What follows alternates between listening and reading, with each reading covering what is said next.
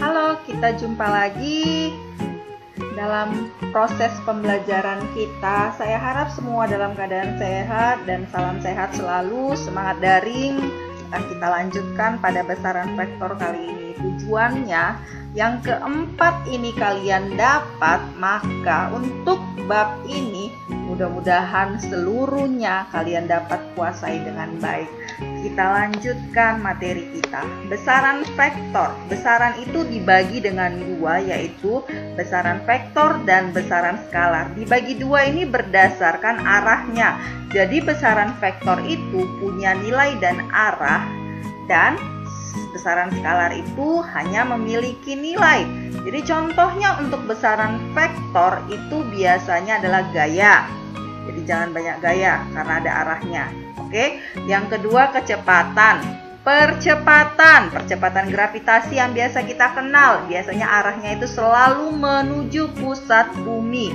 Jangan bilang ke bawah ya, karena bawah kamu dengan bawahnya si yang lain itu pasti berbeda. Contoh, cicak yang lagi merayap di atas asbes ataupun di atas plafon kamu, itu di mana dia bawahnya? Makanya beda, hati-hati. Oleh karena itu, besaran vektor tadi adalah besaran yang punya nilai dan arah, sementara skalar adalah hanya punya nilai saja. Contoh dari skalar itu, contohnya adalah massa. Massa kamu dengan berat itu berbeda, hati-hati. Berat itu vektor, sementara massa itu adalah skalar. Jadi massa badan kamu berapa? 50 kg. Udah besar ya, bahkan gendut lagi. Oke, jadi hati-hati mengenai arah dari besaran ini. Oke, itu contohnya dari besaran vektor dan besaran skalar. Ada beberapa yang harus kita amati dalam pelajaran besaran vektor ini. Yang pertama adalah cara menggambar vektor. Yang menggambar vektor, perhatikan, ini dari titik O ke titik A. Jadi nilai dari titik O ke titik A itu, ini adalah nilainya. Besar dari atau panjang dari si gambar ini, itu adalah nilainya. Sementara tanda panah di sini adalah arahnya. Yang di O itu adalah pangkal atau titik tangkapnya, dan ujungnya itu adalah arahnya. Itu cara menggambarkan vektor. Menuliskan notasi vektor ada dua cara. Yang pertama, karena kita untuk tulisan tangan, jadi pergunakan itu menggunakan vektornya, kemudian ada tanda panah di atas. Kita buat seperti itu. Jadi cara membacanya ini adalah vektor A. Jadi kalau A itu kita kenal adalah percepatan, maka bacanya ini adalah vektor percepatan. Tapi kalau dia bukan vektor percepatan, maka kita tuliskan aja adalah vektor A. Atau yang ini vektor gaya atau vektor F. Untuk tulisan cetak ini biasanya ditulis di buku cetak. Itu caranya adalah dengan huruf cetak tebal. Ya, dengan huruf cetak tebal. Contohnya ini ya. Tadi saya katakan ini adalah vektor A, kemudian ini adalah vektor F. Itu untuk tulisan huruf cetak tebal. Sementara untuk besarnya, nilainya, besarnya itu adalah nilai. Besarnya atau nilainya vektor itu ditulis dengan lambang vektor. Lambang vektornya itu tadi ditulis, contoh vektor A, baru diberi nilai mutlak, harga mutlak di sini. Jadi ini cara membacanya adalah besar nilai atau nilai vektor F, ya kan? Besar atau nilai vektor F. Ini juga besar vektor B, itu cara membacanya. Jadi ingat, ada dua vektor yang dapat disebut sama jika besar dan arahnya sama. Sekali lagi, dua vektor itu dikatakan sama jika besar dan arahnya adalah sama. Oke, itu cara penulisannya. Jadi ada beberapa yang harus kita lakukan pada penjumlahan maupun pengurangan vektor. Yang dikatakan resultan itu adalah penjumlahan ataupun pengurangan dari dua vektor atau lebih. Ya, itu yang dikatakan dengan resultan. Ya, cara menggambarkan untuk resultan vektor ini ada 3 cara. Yang pertama adalah metode segitiga, yang kedua metode jajar genjang, dan metode poligon. Kenapa dikatakan metode segitiga? Karena nanti bentuk akhirnya itu bentuknya adalah segitiga.